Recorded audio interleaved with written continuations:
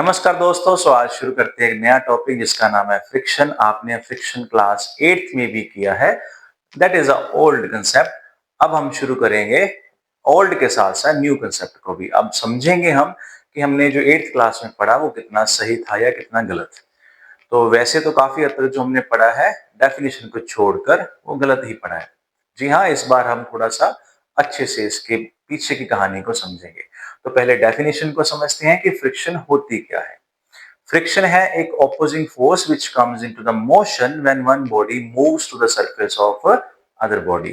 मतलब जब एक बॉडी दूसरी बॉडी के ऊपर मूव करती है तो पहली बॉडी दूसरी बॉडी के मोशन को अपोज करती है। उस ऑपोजिशन के पीछे की जो फोर्स है हम उसको फ्रिक्शन बोलते हैं। तो ये मोशन जो अपोज होता है उसको अपोज करने का रीजन क्या है, कौन रोकता है, चलिए समझते हैं। तो मान लीजिए ओल्ड कंसेप्ट के जरिए हमारे पास दो बॉडीज हैं ए और बी।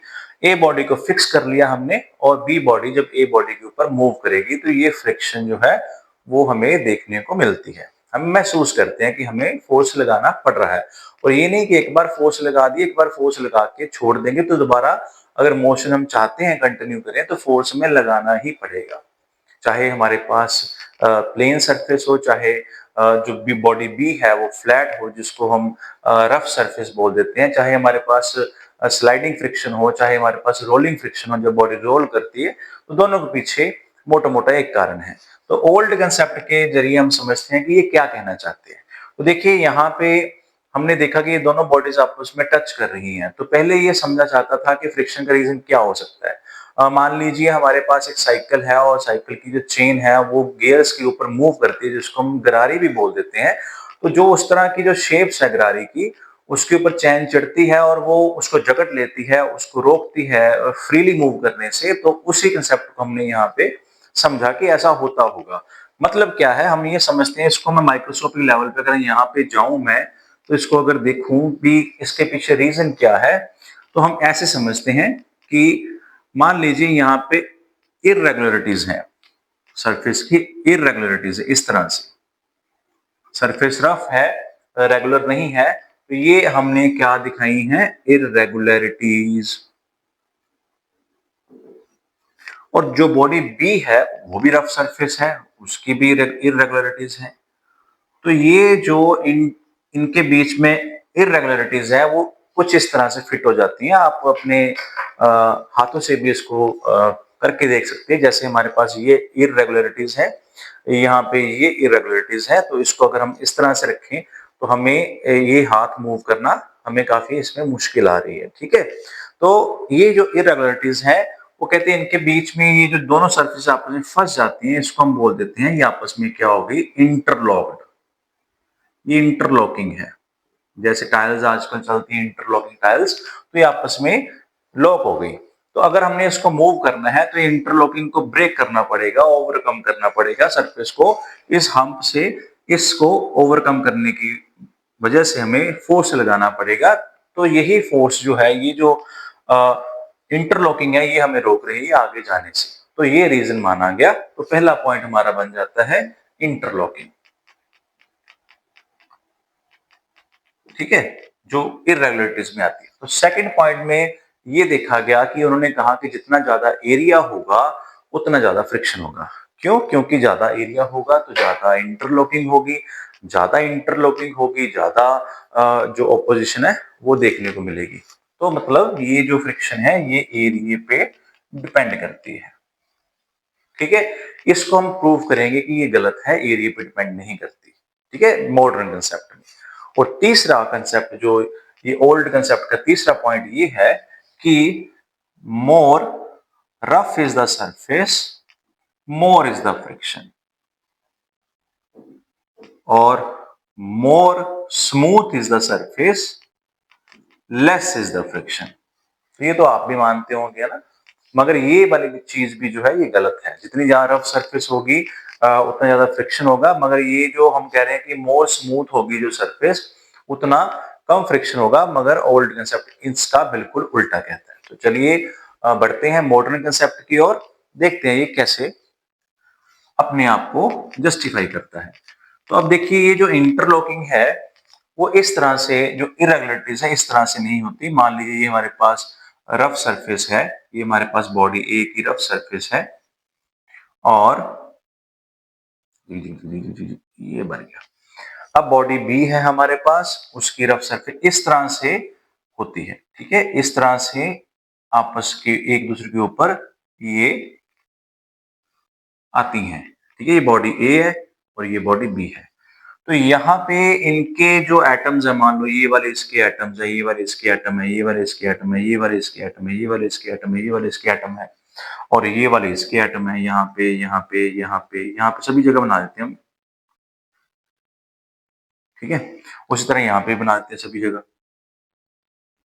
ये एटम्स हैं, ठीक है। तो ये जो एटम्स है, अगर इसको बड़ा करके देखें यहाँ पे, ये वाली बॉडी जो है और ये जो है, इनके बीच में यहाँ पे जो एटम्स हैं वो आपस में इंटरेक्ट करते हैं। यहाँ पे इंटरेक्शन कम होगी, यहाँ पे बहुत ज्यादा होगी, यहाँ पे कम होगी और यहाँ पे ज्यादा होगी, क्योंकि डिस्टेंस ज्यादा है, डिस्टेंस से फोर्स ऑफ इंटरेक्शन कम हो जाती है। चाहे एटम्स हैं चाहे मॉलिक्यूल, जिससे भी बॉडीज बनी हुई है, ये बॉडी ए है और ये बॉडी बी है। तो हमने देखा कि ये जो inter atomic force of attraction है, ये कारण है फ्रिक्शन का, बिल्कुल। तो हम इसको प्रूव भी करेंगे, ठीक है, हम इस चीज को भी प्रूव करेंगे कि जो एरिया है उस पर डिपेंड नहीं करती, ठीक है। तो ये inter atomic force of attraction जो रीजन है ऑपोजिंग फोर्स का, ना कि इंटरलॉकिंग रीजन है, ठीक है। चलिए हम बढ़ते हैं आगे। इसमें हमारे पास एरिया को हमने गलत प्रूव करना है कि एरिया पे डिपेंड करती है। देखिए हमारे पास उसका कहने का मतलब क्या है, हमारे पास जैसे बॉडी ए है और ये हमारे पास बॉडी बी है। बॉडी बी मान लीजिए मेरे पास ये जैसे डस्टर है, ठीक है। अगर इसको इस तरह से रखूंगा, ठीक है, और इस तरह से रखूंगा, दो तरह की हमारे पास पोजीशन है। दोनों केसेस में अगर हम ये वाला कंसेप्ट लेंगे तो हमें लगता है कि नहीं, ओल्ड कंसेप्ट ठीक कह रहा था, मगर जो हमारा मॉडर्न कंसेप्ट है वो कैसे जस्टिफाई करेगा। मेरे कहने का मतलब क्या है, मान लीजिए हमारे पास ये एटम्स हैं, ठीक है, इसके, और यहाँ पे ये एटम्स है इसके, और यहाँ पे ये वाले एटम है बॉडी ए के, ठीक है, ये बॉडी बी है हमारे पास।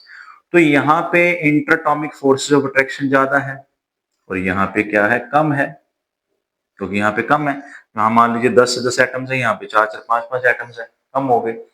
मगर दोनों केसेस में हमने ये ऑब्जर्व किया, जब हम यहाँ पे फोर्स लगाते हैं, यहाँ पे फोर्स लगाते हैं, वो इक्वल लगती है, ठीक है, मतलब फ्रिक्शन सेम है। अब इस तरह से क्यों होता है, सोचिए। तो इस तरह से क्यों होता है कि यहाँ पे ये जो एटम्स हैं, इनके बीच में जो फोर्स ऑफ अट्रैक्शन है वो कम है, यहाँ पे ज्यादा है। अब ऐसे कैसे हो सकता है, एक जगह कम है एक जगह ज्यादा है।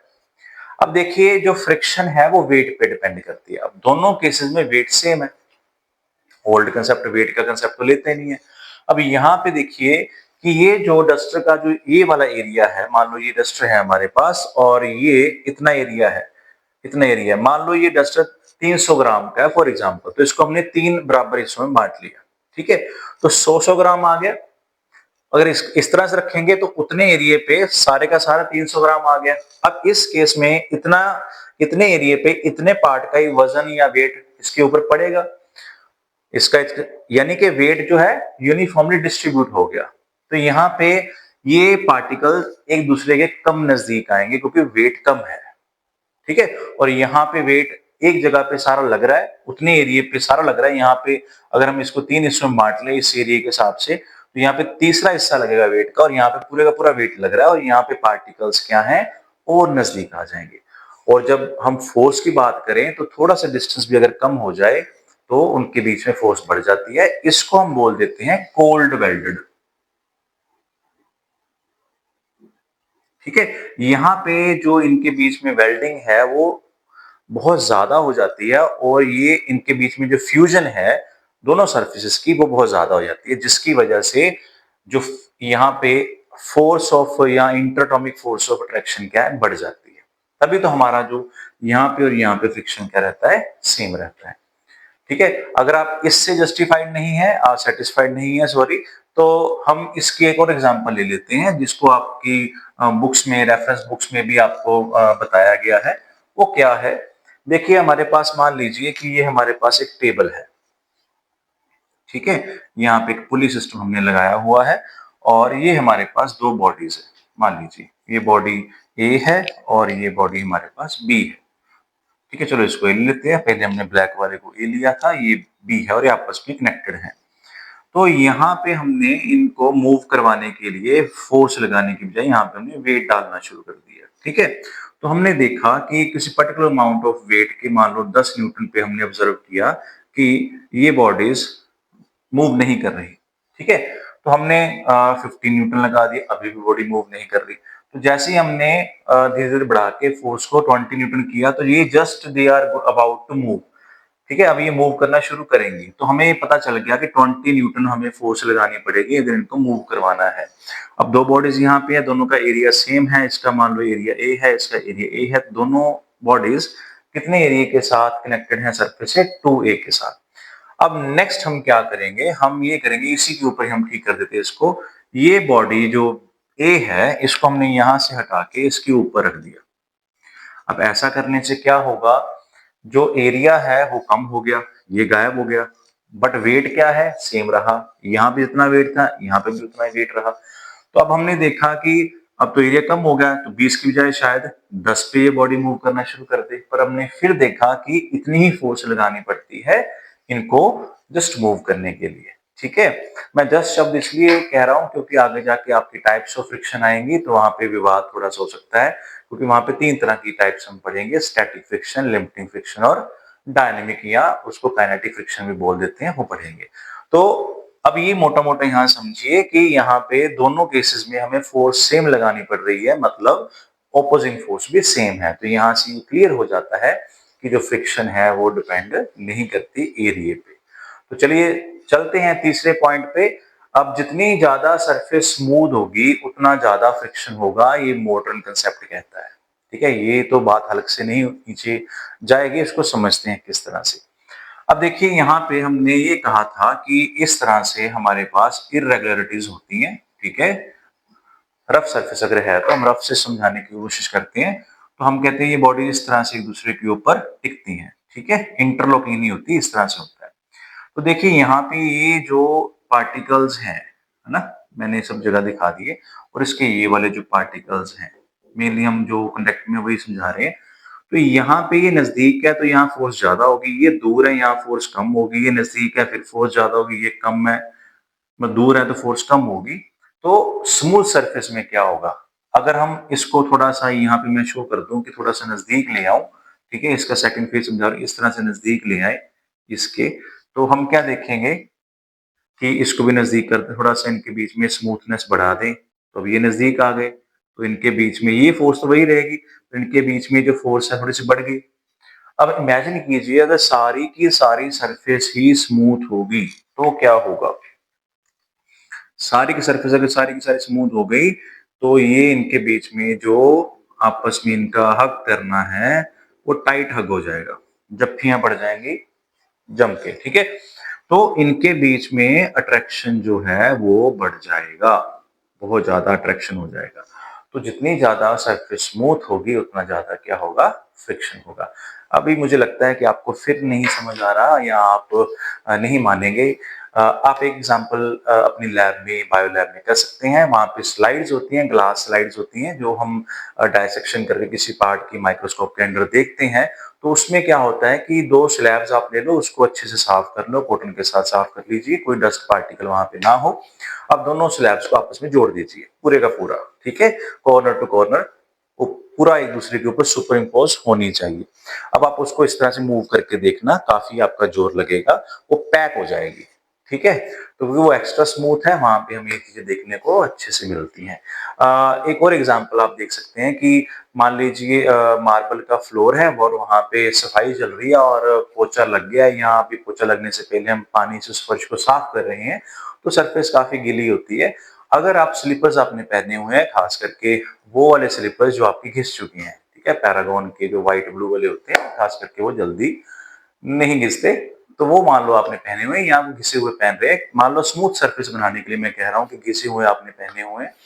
तो जैसे ही आप चलते हो तो कभी कभार क्या होता है कि आपकी जो पैरागॉन की चप्पल है या कोई भी चप्पल है वहीं पे रह जाती है, आप आगे निकल जाते हो, तो चिपक जाती है ना वो। तो यहाँ पे आप स्मूथ सरफेस को रिलेट कर सकते हो। ठीक है, तो एडहेसिव फोर्सेस भी हैं नो डाउट। तो एडहेसिव फोर्सेस आगे जाके हम पढ़ेंगे, चैप्टर जो आगे 7 चैप्टर आएगा। तो चलिए, मुझे उम्मीद है कि आपको समझ आ गया होगा। एक बार हल्की सी रिवीजन कर लेते हैं। ओल्ड कंसेप्ट कहता है इंटरलॉकिंग होती है, ये कहता है इंटरटॉमिक फोर्सेस होती हैं। मॉडर्न कंसेप्ट, ओल्ड कंसेप्ट कहता है एरिया पे डिपेंड करता है, और मॉडर्न कंसेप्ट कहता है कि एरिया पे डिपेंड नहीं करता, वेट पे डिपेंड करता है। और ये ओल्ड कंसेप्ट कहता है कि जितनी सरफेस स्मूथ होगी उतना कम फ्रिक्शन होगा, और जितनी मॉडर्न के अकॉर्डिंग जितनी स्मूथ सरफेस होगी उतना फ्रिक्शन ज्यादा होगा।